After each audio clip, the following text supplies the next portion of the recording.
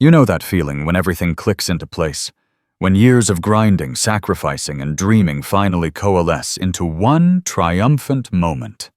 For David Miller, that moment was supposed to be stepping onto Flight 712, a first-class ticket to a new chapter, a testament to his relentless climb from humble beginnings. But what if that moment, that well-deserved triumph, was snatched away by prejudice and arrogance? What if the very people meant to usher him into this new era became the unwitting architects of their own downfall? This isn't just a story about an airline, a businessman, and a fateful flight. This is a story about the insidious nature of bias, the quiet power of resilience, and a karma so precise it feels like it was written in the stars. David Miller's journey began not in the gleaming boardrooms of Manhattan, but in the bustling, sun-baked streets of Houston, Texas. His mother, a single parent working tirelessly as a nurse, instilled in him a work ethic as formidable as it was unwavering. David understood early that success wasn't handed out.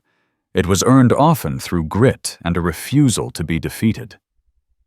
From a young age, he displayed an uncanny knack for numbers and a relentless curiosity about how things worked, not just on a superficial level, but deep down at their operational core. He excelled in school, earning a full scholarship to the University of Texas at Austin, where he majored in business administration with a specialization in supply chain management. While his peers were enjoying college life, David was interning at various logistics companies, learning the intricacies of moving goods and services efficiently. He saw systems not just individual tasks. He saw potential for improvement, not just existing structures. After graduation, David joined a nascent e-commerce startup, Global Connect Logistics, as a junior analyst. The company, initially focused on last-mile delivery solutions, was struggling to scale. David, with his keen eye for optimization and an almost obsessive attention to detail, quickly rose through the ranks. He redesigned their entire inventory management system, negotiated more favorable terms with shipping partners, and even spearheaded the integration of AI-powered route optimization. His innovations slashed operational costs by 20% within 2 years, and significantly improved delivery times, earning Global Connect a reputation for reliability. His ambition, however, wasn't just about efficiency. It was about impact. He believed that technology could democratize access and opportunity, and he wasn't afraid to challenge conventional wisdom. When the dot-com bubble burst, many of his colleagues panicked, but David saw an opportunity. He advised Global Connect's CEO to pivot towards B2B solutions, securing lucrative contracts with major corporations looking to streamline their supply chains in a volatile market. It was a risky move, but it paid off handsomely, solidifying David's reputation as a visionary. By his late 30s, David was a millionaire, a self-made titan in the logistics industry. He had founded his own venture capital firm, Ascendant Innovations, investing in promising tech startups and nurturing them into market leaders. His portfolio was diverse, ranging from renewable energy solutions to advanced robotics. He lived comfortably, but not ostentatiously, preferring the quiet satisfaction of meaningful work over flashy displays of wealth. His suits were always impeccably tailored, his watches understated yet sophisticated, and his demeanor, while confident, remained grounded. He never forgot where he came from, often speaking at youth mentorship programs in underserved communities, emphasizing education and perseverance. However, David felt a growing unease. He saw industries stagnating, becoming complacent, particularly in sectors that directly impacted the average person. Airlines, for instance, with their notoriously complex operations and often frustrating customer service, seemed ripe for disruption. He believed that with the right infusion of technology, strategic leadership, and a genuine focus on the customer experience, an airline could be transformed. This thought, initially a fleeting idea, began to take root. He started discreetly acquiring shares in Horizon Air, a mid-sized carrier known for its wide domestic network, but plagued by aging infrastructure, frequent delays, and a declining reputation for service. Horizon Air was, to put it mildly, underperforming. Its stock was floundering, and industry analysts had largely written it off. But David saw something else potential. He saw an opportunity to apply his principles of operational efficiency and customer-centric design to an entire airline. He envisioned a future where flying wasn't just a means to an end, but a seamless, enjoyable experience. The acquisition was a masterclass in strategic maneuvering. David, through Ascendant Innovations, slowly bought up shares, avoiding any major headlines or sudden spikes that might alert the current leadership. He worked through a network of shell corporations and blind trusts, ensuring his identity remained hidden until the critical moment. The board of Horizon Air was initially dismissive of the scattered, smaller purchases, attributing them to various institutional investors.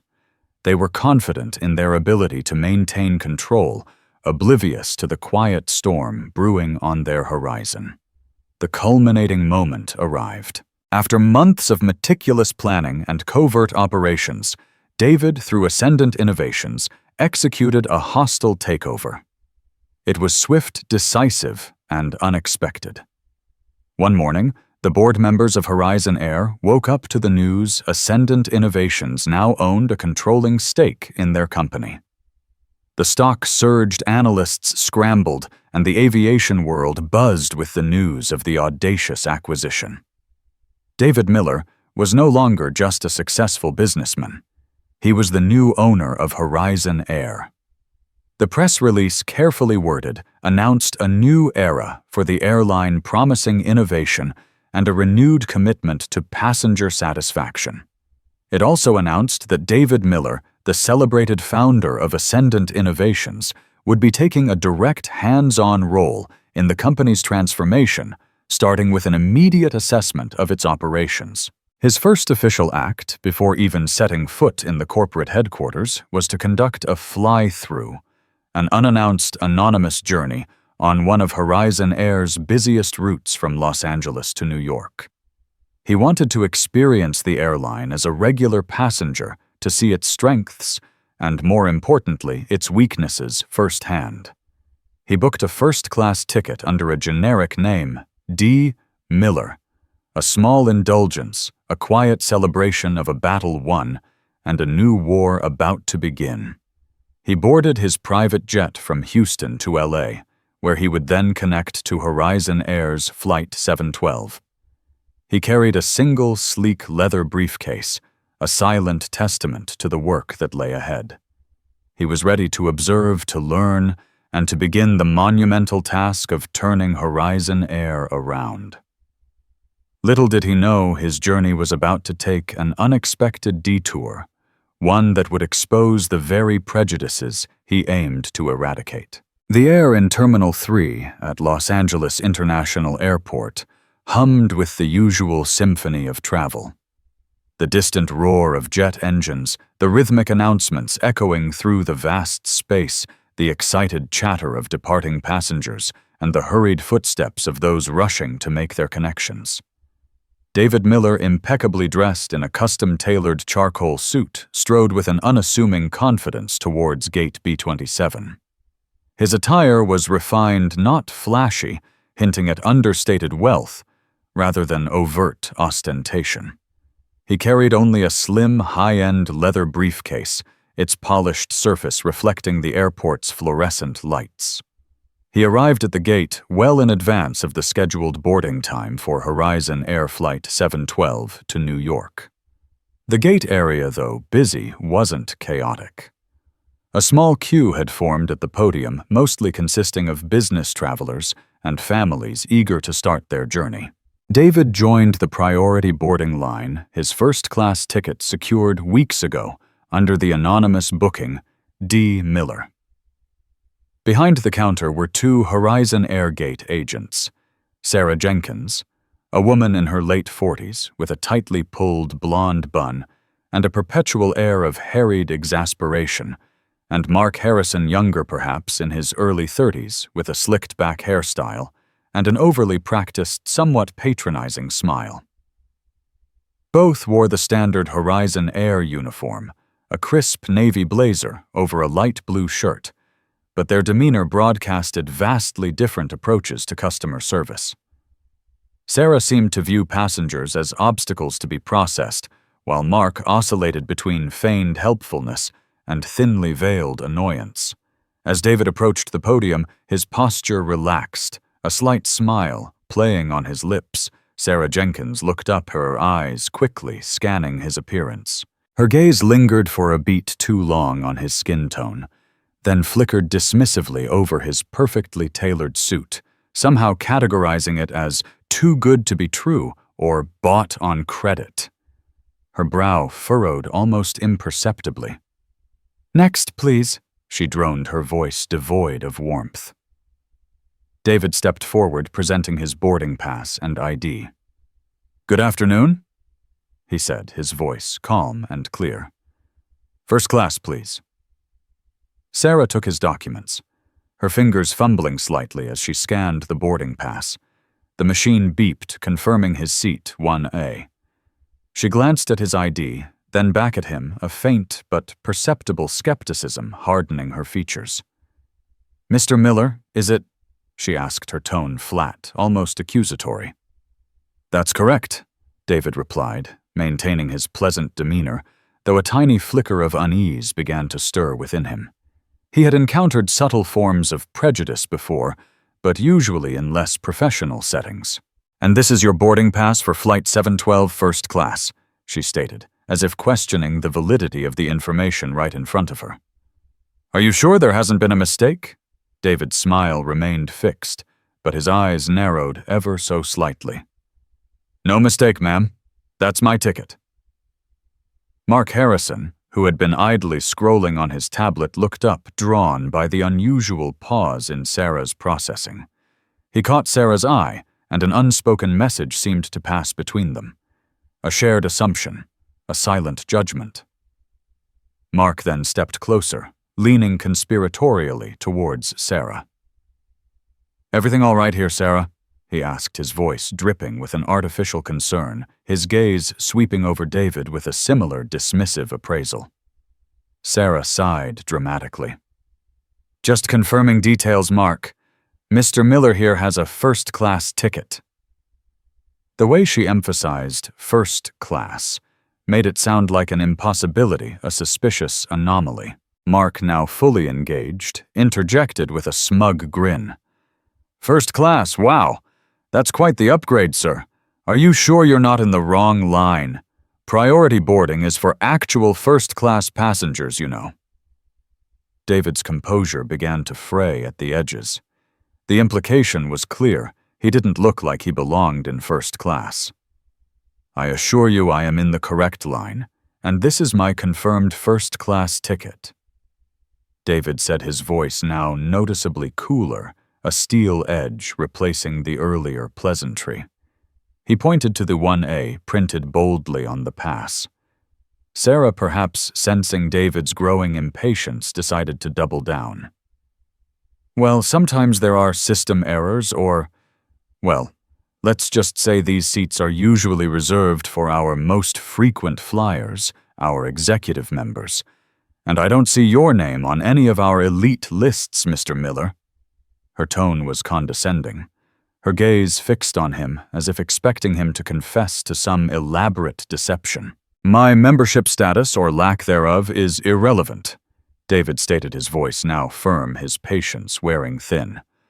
"I paid for this ticket. It's confirmed. Kindly process my boarding." Mark, emboldened by Sarah's stance, took a more direct approach. He leaned over the counter, his smile fading into a smirk. "Look, buddy, we've had a lot of issues lately with people trying to sneak into first class or using fraudulent tickets. You wouldn't be the first.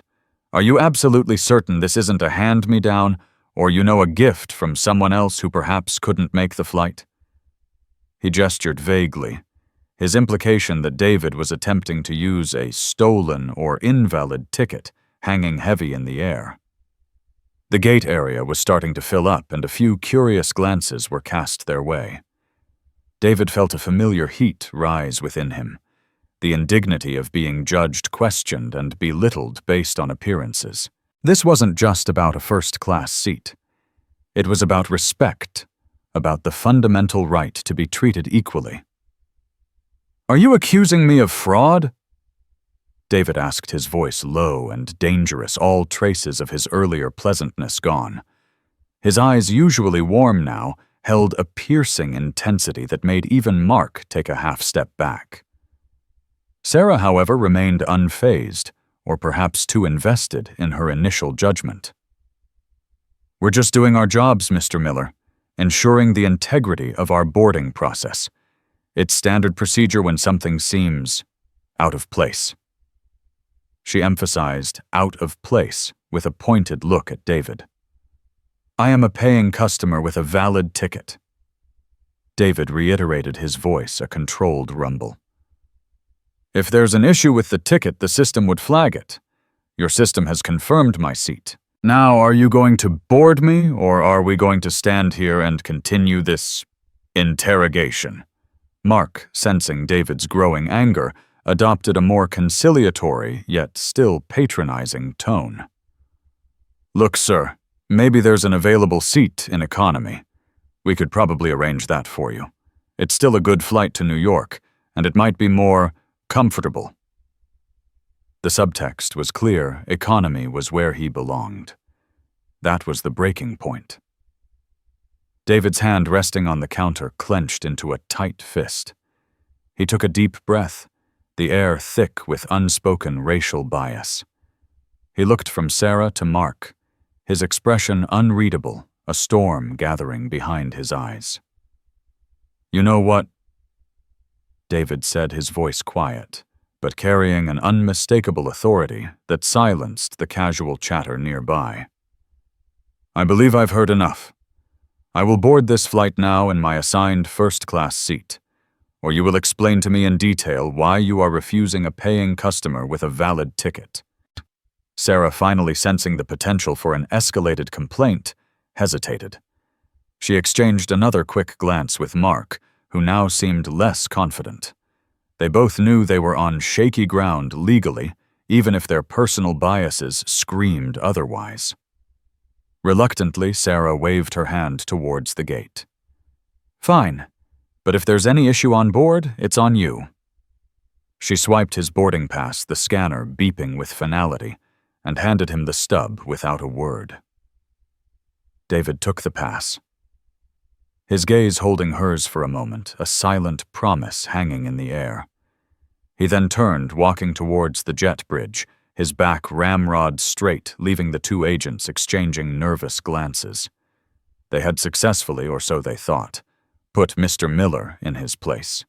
They had no idea they had just sealed their own fate, and the fate of their soon-to-be former employer. As David stepped onto the jet bridge, the sterile airport environment gave way to the subtle hum of the aircraft. He walked with a deliberate pace, his earlier calm completely shattered, replaced by a simmering indignation. Every interaction with Sarah and Mark had felt like a fresh cut, exposing the raw nerve of systemic bias he had worked so hard to overcome. He had faced it before many times, but never with such blatant, dismissive arrogance in a professional setting. He entered the plane, and the immediate atmosphere of Horizon Air's first-class cabin was a stark contrast to the unwelcoming gate. The cabin was spacious, with plush, lie-flat seats, arranged in a 1-2-1 configuration, offering ample privacy. A smiling flight attendant, a kind-faced woman named Emily, stood at the entrance, offering a warm greeting. "Welcome aboard, Sir. May I take your jacket?" she asked, her voice genuinely pleasant. David managed a tight smile, handing her his briefcase. "Thank you. Just the briefcase, please." He retained his jacket, feeling a need for its comforting weight. He found his seat 1A, a window seat on the left side of the aircraft, offering an unobstructed view. He settled into the luxurious leather, the soft cushioning a small comfort against the prickling heat of his anger. He stared out the window, watching the ground crew bustling around, their movements a blur. He took a deep, steadying breath, trying to regain his composure. He told himself this was precisely why he had acquired Horizon Air. This was the rot he needed to cut out, starting from the roots. The flight began to fill. A few other first-class passengers boarded, a well-known actor buried in a script, a woman in a power suit engrossed in her tablet, and an elderly couple holding hands. None of them received the same scrutiny or condescension David had endured. The injustice burned. As pre-flight services began, Emily returned, offering a pre-departure beverage. "Would you care for champagne juice or water, sir?" "Sparkling water, please," David replied, his voice still a little strained. She returned swiftly with a chilled bottle of sparkling water and a crystal glass. "Here you go, sir. We'll be taking off shortly." She noticed the tension in his shoulders. "Is everything all right, Mr. Miller?" she asked gently, her concern genuine. David looked at her, and for a moment he considered unburdening himself. But he decided against it. This was not Emily's fault, and he didn't want to tarnish her pleasant demeanor. "Just a long day, Emily," he said, forcing a more relaxed smile. "Thank you." He watched as other first-class passengers were offered warm towels and asked about their meal preferences. Emily, in her professional and courteous manner, seemed to treat every passenger with respect, regardless of their appearance or perceived status. It was a stark contrast to Sarah and Mark, and it momentarily soothed David's frayed nerves. He realized there were good people working for Horizon Air. They were just overshadowed by the bad apples. The plane taxied to the runway, and soon the powerful engines roared to life, pushing the aircraft forward. David felt the familiar G-forces press him back into his seat as Flight 712 ascended into the clear California sky. As the plane climbed higher, Los Angeles dwindled into a glittering tapestry of lights, then disappeared beneath a blanket of clouds. During the flight, David remained largely silent. He declined the offer of a hot meal, opting instead for a fruit plate. He opened his briefcase, not to work, but to retrieve a small, discreet notebook and an expensive pen. He began to jot down notes, meticulously detailing his experience at the gate, the specific comments made by Sarah and Mark, their dismissive tone, the accusations of fraud, the offer of an economy seat. He even included specific quotes recalling their words with chilling accuracy. He noted their names from their name tags, committing them to memory. He was constructing a detailed report, a document that would serve as the foundation for the drastic changes he intended to implement. He also made observations about the flight itself. The cleanliness of the cabin, the efficiency of the flight attendants, the quality of the in-flight entertainment system. He saw opportunities for improvement everywhere, from the slightly outdated menu design to the somewhat clunky Wi-Fi interface. But above all, his mind kept returning to the gate, to the casual racism and unbridled arrogance of Sarah and Mark. He understood that this wasn't just an isolated incident. It was a symptom of a larger cultural problem within the company, a problem that had festered under complacent leadership. If two gate agents felt empowered to treat a customer, even an unknown one, with such disdain and prejudice, what did that say about the training, the oversight, and the values of Horizon Air? It indicated a deep-seated issue that needed to be addressed with uncompromising severity. He thought about the countless individuals who might have been subjected to similar treatment, who might have quietly accepted the indignity, feeling powerless against the might of a large corporation.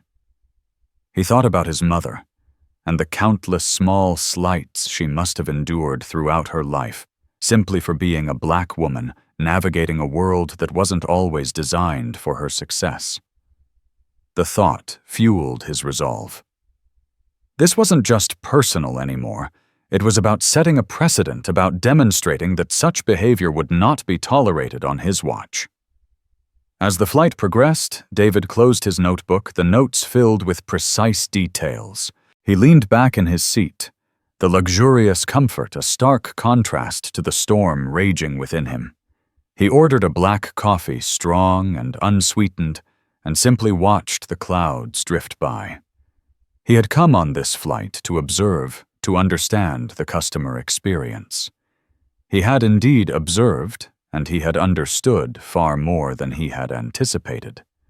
He understood the profound challenges ahead, but also the immense satisfaction that would come from fundamentally changing the culture of Horizon Air.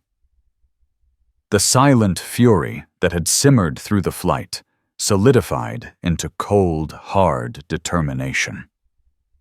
Sarah and Mark had no idea who they had truly crossed, nor the magnitude of the karmic boomerang that was about to swing back and hit them with devastating force.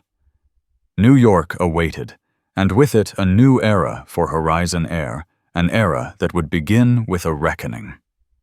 The corporate headquarters of Horizon Air occupied the top floors of a sleek, modern skyscraper in Midtown Manhattan. Its reception area, usually bustling with executives and visitors, felt particularly tense the morning after Flight 712 landed. The news of Ascendant Innovations' hostile takeover had sent shockwaves through the company, creating a palpable air of uncertainty and apprehension. Employees whispered in hushed tones about job security, impending layoffs, and the mysterious new owner. The emergency board meeting was scheduled for 9:00 a.m. The executive boardroom, a vast space with a polished mahogany table and panoramic views of the city, was already filled with the airline's most senior leadership. Among them were Richard Sterling, the embattled CEO, a man whose silver hair and expensive suit barely concealed his underlying panic, Cynthia Vance, the head of human resources known for her sharp, often ruthless efficiency, and Thomas Kelly, the chief operating officer, a gruff veteran with decades in the aviation industry now looking visibly deflated. The mood was somber, heavy with dread. Richard Sterling, looking pale and weary, tapped his pen nervously against a stack of documents. "All right, everyone," he began, his voice thin. "As you all know, Ascendant Innovations now holds a controlling stake. This morning, their representative, Mr. David Miller, will be joining us. He's the founder of Ascendant, and from what I understand, he intends to take a very hands-on approach. Let's try to make a good impression, shall we? This could be a pivotal moment for Horizon Air." Cynthia Vance, ever pragmatic, interjected.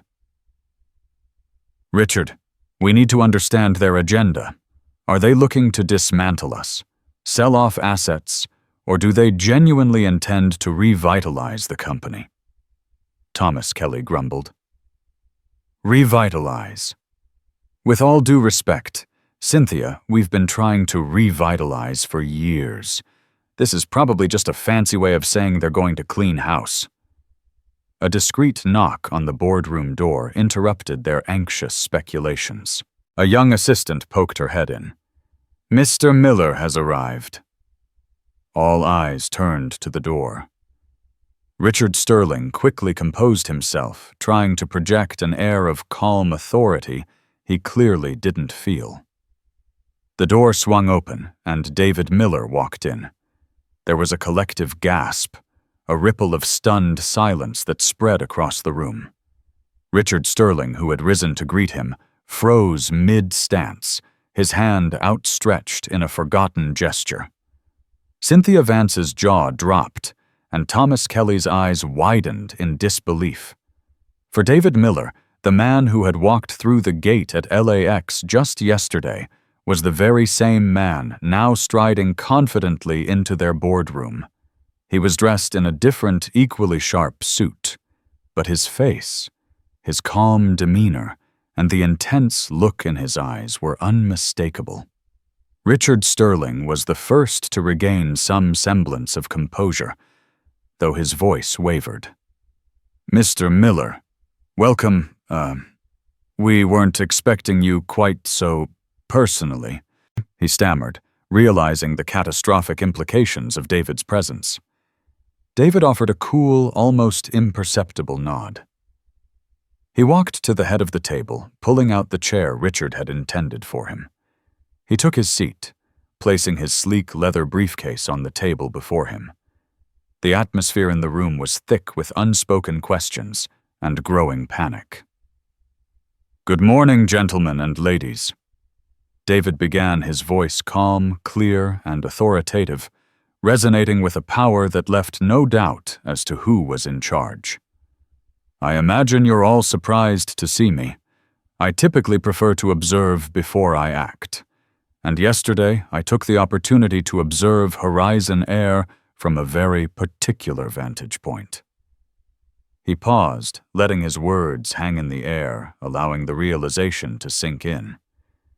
His gaze swept over the stunned faces of the board members. "I flew with you yesterday," he continued, "on Flight 712 from Los Angeles to New York, in first-class seat 1A. A fresh wave of shock rippled through the room. Richard Sterling's face turned an unhealthy shade of gray. Cynthia Vance looked as if she'd seen a ghost. Thomas Kelly, for once, was utterly silent.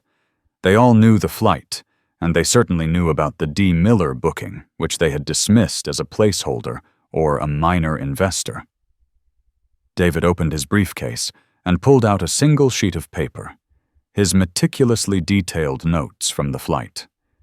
He didn't look at them, as he spoke, his memory proving to be photographic. "My experience began at Gate B27 in LAX." David stated, his voice now devoid of any warmth, cutting through the silence like a scalpel.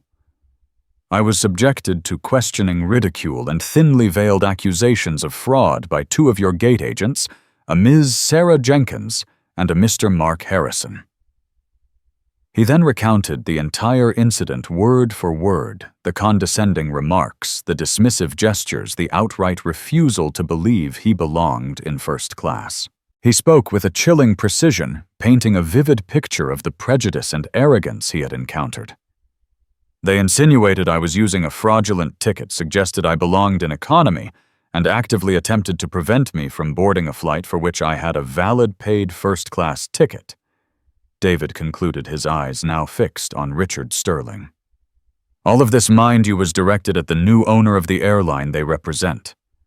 The silence that followed was deafening, broken only by Richard Sterling's sharp, involuntary intake of breath.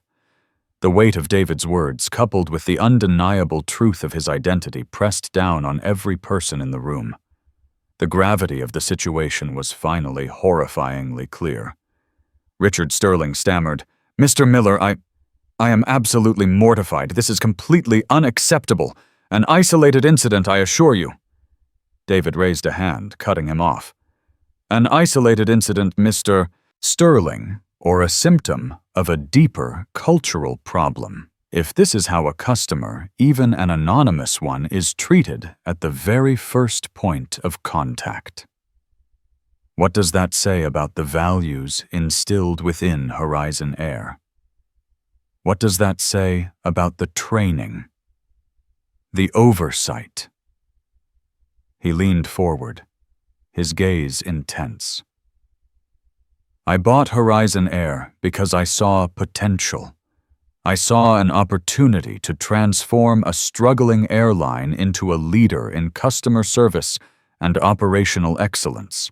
But I also saw an airline that had lost its way, an airline that, based on my experience yesterday, harbors an environment where prejudice and disrespect can fester unchecked." He paused, then delivered the first decisive blow. Effective immediately, Mr. Sterling, your services as CEO are no longer required. Richard Sterling visibly flinched, his face crumpling in despair. He had seen it coming, but the directness of the blow still stung. David then turned to Cynthia Vance. Miss Vance, as head of human resources, the cultural issues within this company fall squarely within your purview. Your failure to foster an inclusive and respectful environment is glaringly evident. You are also terminated effective immediately. Cynthia, usually composed, could only muster a choked whisper of protest. Thomas Kelly, the gruff COO, simply slumped in his chair, knowing his own fate was likely sealed. David, however, surprised him. Mr. Kelly, David said, his voice softening slightly. Your operational experience is valuable. However, the lack of strategic oversight in customer-facing roles is an issue. You will report directly to me starting today. Your primary task will be to work with a new team to completely overhaul our customer service protocols, starting from the ground up. Consider this a probationary period. Succeed and you have a future here. Fail and you're out. Kelly, bewildered, but relieved, nodded mutely. David then looked at the remaining board members, his gaze unwavering. This is not just a change of ownership. This is a complete paradigm shift. Horizon Air will become synonymous with respect, efficiency, and unparalleled customer service. There will be zero tolerance for discrimination, incompetence, or any behavior that undermines the trust and dignity of our passengers. He stood up, walking to the panoramic window, his back to the stunned executives. My first official directive as the new owner is this: Sarah Jenkins and Mark Harrison are to be identified and terminated immediately. Their actions were not just an insult to me. They were an insult to every value Horizon Air should stand for. Furthermore, I want a comprehensive review of all customer service training, employee conduct policies, and diversity and inclusion initiatives. I want a report on my desk by the end of the week, detailing how these issues will be addressed and who will be held accountable. He turned back, his expression firm, resolute. This is a new day for Horizon Air. Let's not repeat the mistakes of yesterday. The boardroom, once a sanctuary of power for the old guard, now felt like a tribunal. David Miller had not just acquired an airline, he had launched a revolution, and the first casualties were those who had, through their ignorance and prejudice, paved the way for their own downfall. The karma had begun swift and decisive, echoing through the hallowed halls of Horizon Air, a stark warning to anyone who mistook quiet determination for weakness. The news of David Miller's immediate and dramatic restructuring of Horizon Air's leadership sent shockwaves through the aviation industry and the financial markets. Within hours of the boardroom, bombshell reports surfaced detailing the CEO and HR head's abrupt termination, citing cultural misalignment and failure to uphold company values. The stock, initially volatile after the takeover, stabilized and then began a steady climb as analysts praised Miller's decisive leadership and clear vision for transformation. However, the internal earthquake was far from over. The directive to identify and terminate Sarah Jenkins and Mark Harrison was carried out with swift, almost brutal efficiency. Thomas Kelly, still reeling from his own near miss, but eager to prove his worth, personally oversaw the process. Security footage from Gate B-27 was reviewed. Witness statements from other passengers, who had also noticed the unusual exchange, were gathered, and the flight manifest confirmed David Miller's first-class booking. The evidence was irrefutable. That afternoon, Sarah Jenkins and Mark Harrison were called into a hastily arranged meeting with their immediate supervisor, Angela Davies, and a grim-faced Thomas Kelly. They walked in with a casual air, confident that their minor altercation with a difficult passenger the previous day was inconsequential. "Good afternoon, Sarah Mark." Angela began, her voice unusually tight. "Please have a seat." Mark, ever the charmer, offered a smirk. "Everything okay, Angela? Got another special passenger causing trouble." Thomas Kelly cut in. His voice gruff, his expression stern. "There's a serious matter we need to discuss regarding your conduct yesterday at Gate B27, specifically concerning passenger D. Miller on Flight 712. Sarah and Mark exchanged a quick, nervous glance. The casual confidence began to drain from their faces. Kelly continued. "We have reviewed the incident extensively. We have security footage, we have witness accounts, and we have a very clear understanding of your unprofessional and discriminatory behavior towards Mr. Miller." Sarah, regaining a hint of her usual defensiveness, scoffed. "Discriminatory? He was acting suspicious. We were just doing our jobs, being vigilant. Some people try to game the system." "Indeed," Kelly said, a dangerous glint in his eye. "And in doing your jobs, you managed to insult and accuse the new owner of Horizon Air of fraud." The words hung in the air, a devastating blow. Sarah's face went white. Mark's jaw dropped, his smugness evaporating into pure, unadulterated horror. They stared at Kelly, then at each other, as if collectively trying to process the impossible. "The new owner," Mark whispered, his voice barely audible. "You mean the man yesterday, D. Miller? He is Mr. David Miller, the founder of Ascendant Innovations, and as of yesterday, the controlling shareholder and our new CEO." Kelly finished, his voice devoid of sympathy.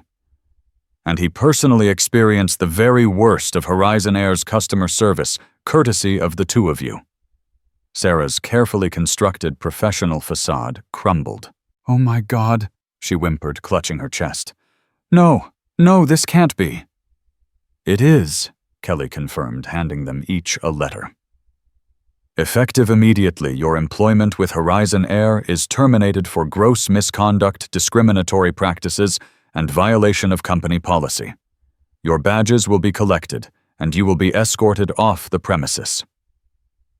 The reality hit them like a physical blow. Their careers, their reputations, their livelihoods, all shattered in an instant, a direct consequence of their arrogant prejudice. The humiliation was immense, the regret agonizing. They had not just lost their jobs, they had become a cautionary tale, a public example of the cost of bias.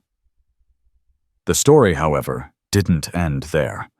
David Miller understood the power of public perception. He knew that simply firing the individuals wasn't enough.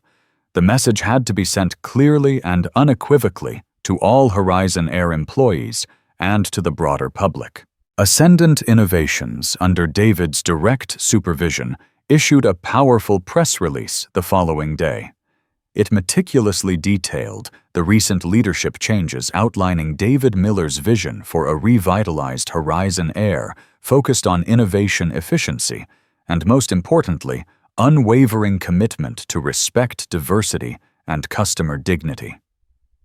The release then contained a carefully worded but unambiguous section addressing the gate incident.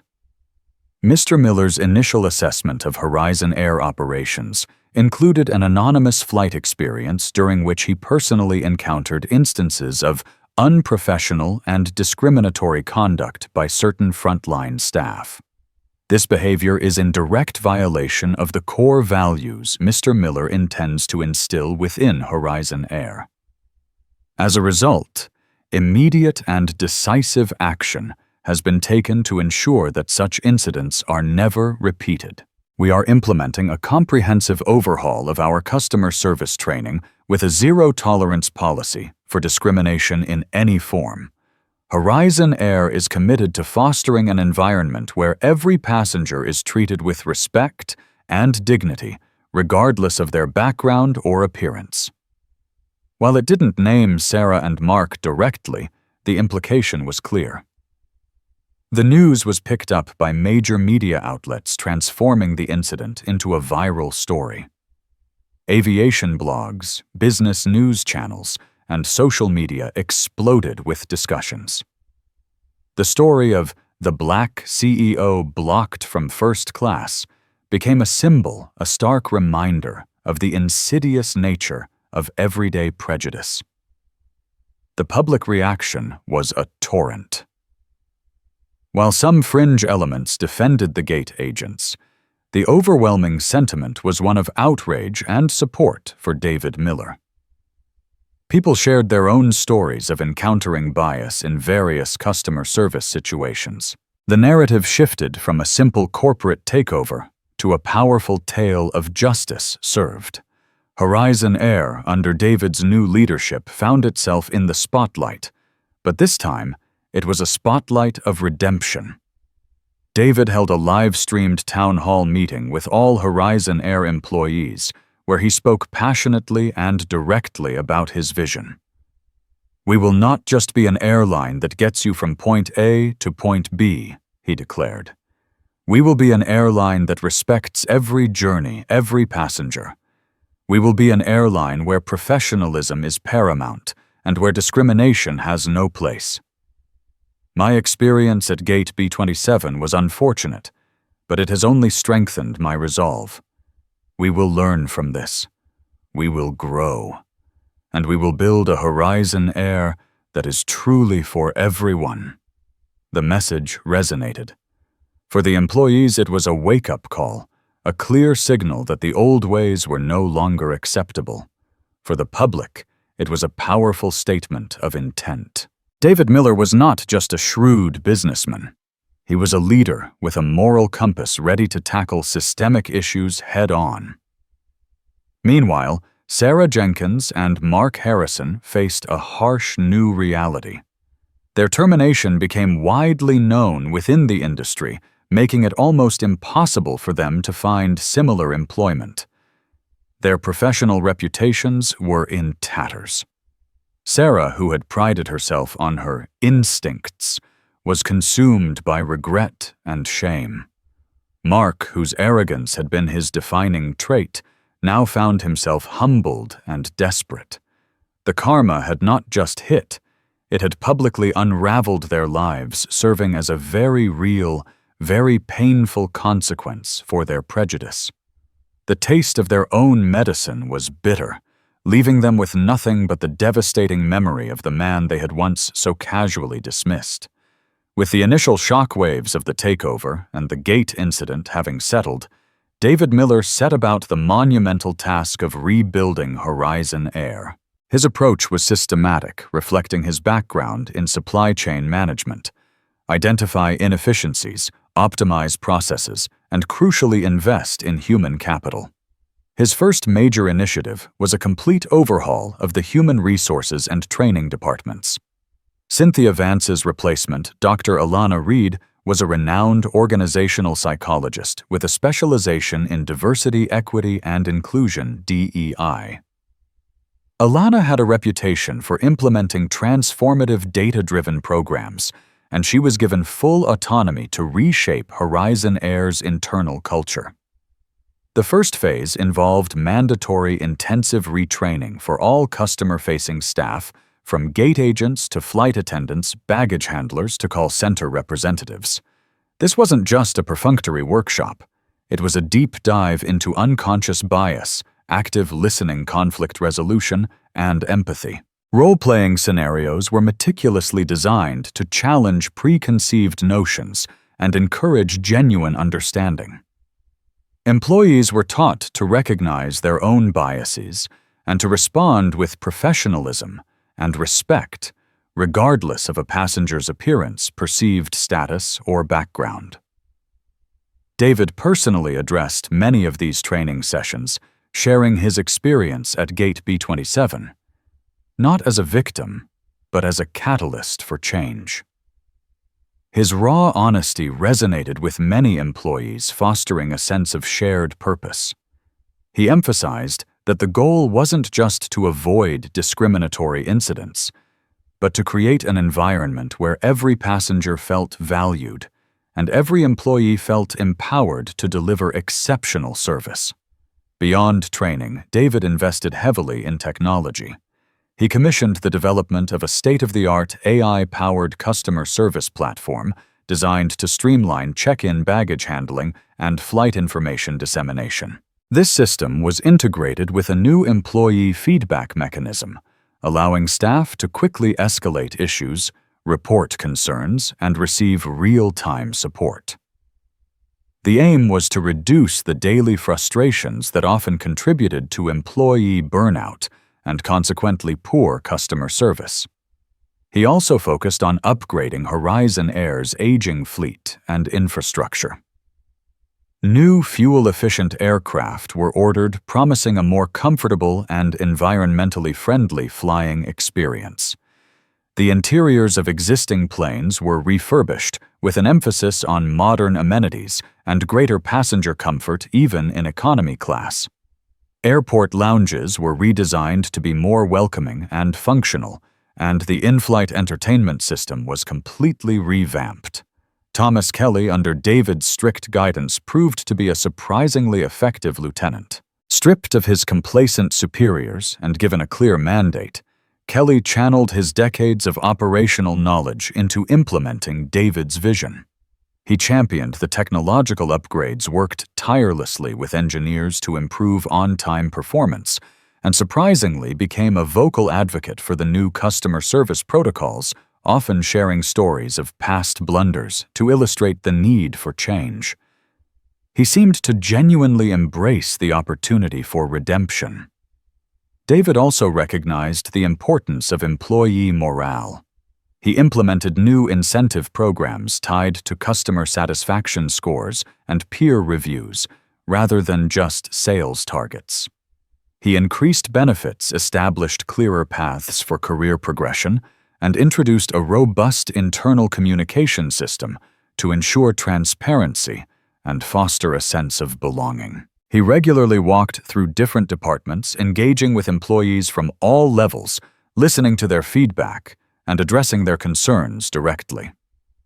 "Our employees are our greatest asset," David frequently stated in internal memos and town halls.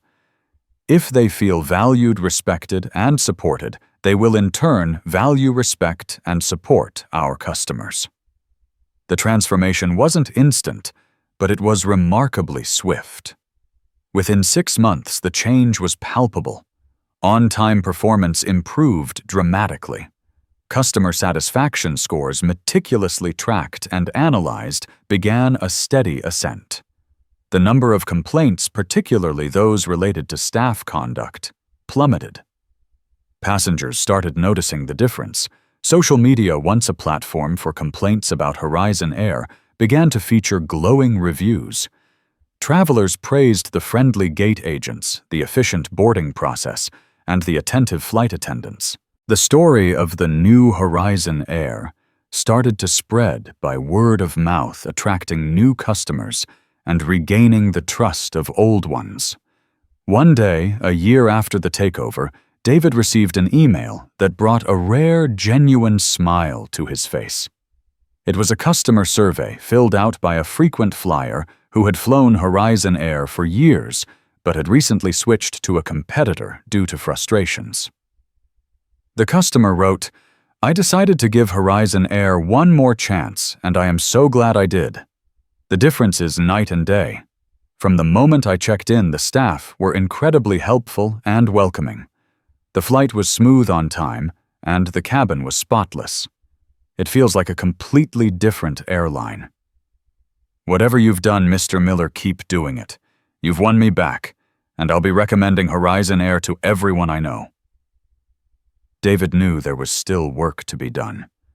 Cultural change was an ongoing process, not a one-time event. But the email, along with the rising profits and positive public perception, was a powerful validation of his vision. He had not just bought an airline. He had breathed new life into it, transforming it from a symbol of stagnation and prejudice into a beacon of progress and respect. The quiet fury that had propelled him on Flight 712 had been channeled into a force for profound and positive change, fundamentally altering the trajectory of Horizon Air and, in turn, the careers of thousands of its employees. 2 years had passed since David Miller's dramatic entrance into Horizon Air. The airline had undergone a remarkable metamorphosis. It was no longer the struggling, reviled carrier it once was. Under David's leadership, Horizon Air had rebranded, shedding its old tired image for a vibrant, modern aesthetic.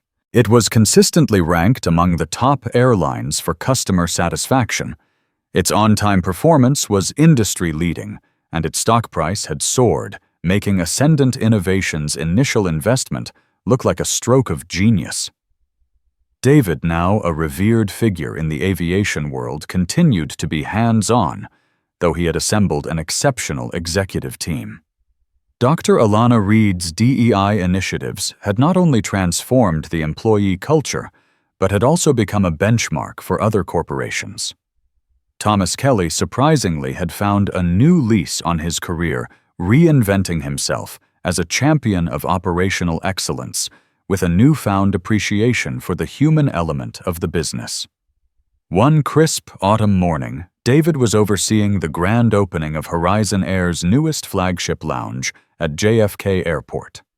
The atmosphere was celebratory, with media VIPs and a host of proud employees mingling. As he delivered a speech thanking his team and reiterating his vision, his eyes scanned the crowd.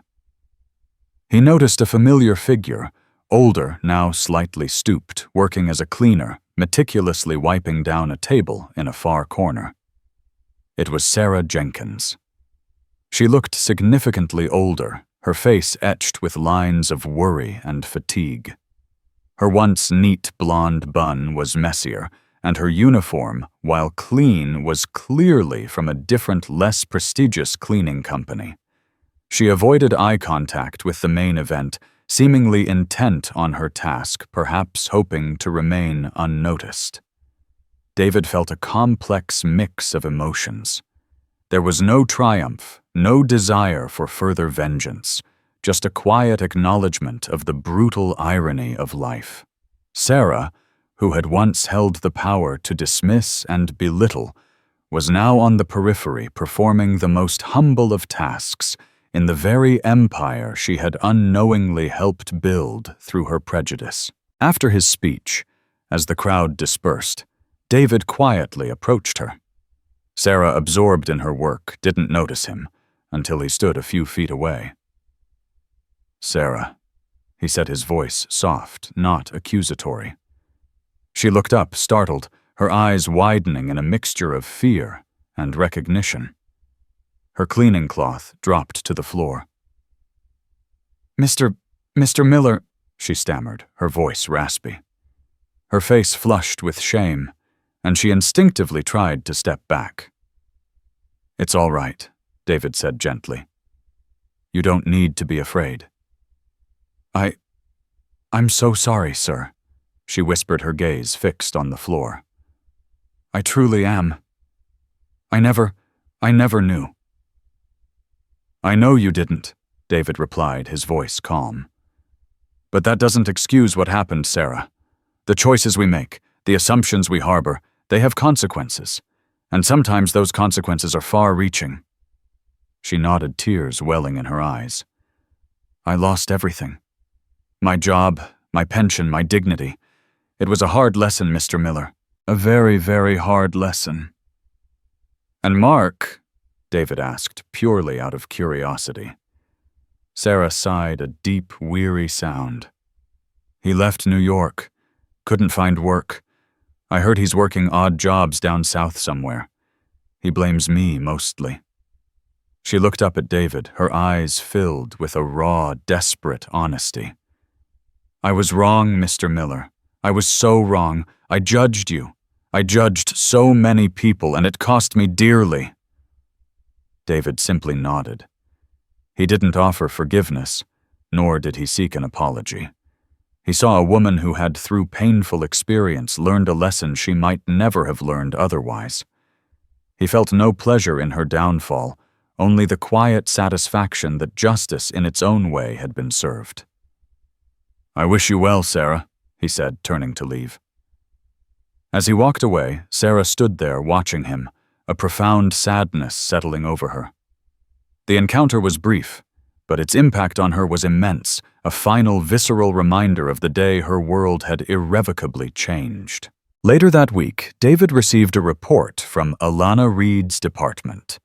It contained a comprehensive analysis of employee feedback highlighting several areas where Horizon Air was exceeding expectations in terms of diversity and inclusion. It also subtly mentioned a program being piloted for former employees offering retraining and re-entry into the workforce in non-customer-facing roles with strict oversight. David knew Alana had been thinking of Sarah when she developed it. He simply approved the program without comment. Horizon Air continued its upward trajectory, a shining example of corporate transformation and a testament to David Miller's unyielding vision. He had built not just a successful airline, but a company founded on principles of respect and equity. The memory of Flight 712 and Gate B-27 served as a constant reminder, a quiet, powerful symbol of the battle against prejudice and the resounding triumph of integrity and resilience. The initial anger had long faded, replaced by a profound sense of purpose. David Miller had transformed an airline, and in doing so, he had demonstrated that true power lay not in inherited privilege, but in earned respect and the courage to challenge the status quo. His story became a living legend within the industry, a real-life testament to hard karma and the enduring power of a single, well-placed act of defiance against injustice. David Miller's journey from a gate agent's dismissive gaze to the helm of a revitalized airline is more than just a corporate success story. It's a powerful testament to the ripple effect of our actions and the undeniable force of karma. This tale reminds us that prejudice, no matter how subtle, carries a heavy price often paid by those who inflict it. It also showcases the quiet strength of resilience, the dignity in perseverance, and the transformative power of a leader who dares to dismantle injustice from within. David Miller didn't just buy an airline. He ignited a revolution of respect, proving that true leadership means not only building empires, but also building a culture where everyone belongs. If this story resonated with you, if it sparked a thought or stirred an emotion, don't keep it to yourself. Hit that like button, share this video with someone who needs to hear this message, and subscribe to our channel for more inspiring true stories. Your support helps us bring these powerful narratives to life, reminding us all that in the end, integrity and respect always pave the way to a brighter, more equitable future.